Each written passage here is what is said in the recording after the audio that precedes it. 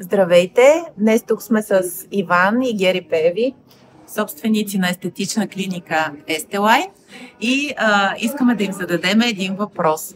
Това са първите наши дипломирани студенти в нашето бизнес училище и искам да ви попитам.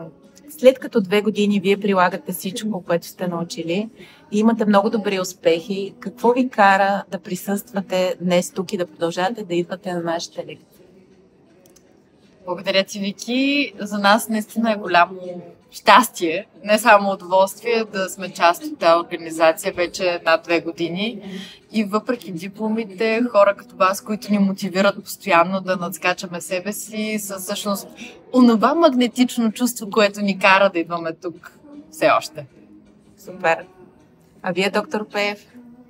Присъединявам се към това, което каза Гери.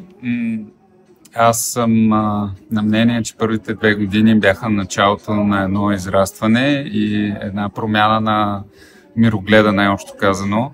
Смятам, че имам много още какво да се научи и да се надгради.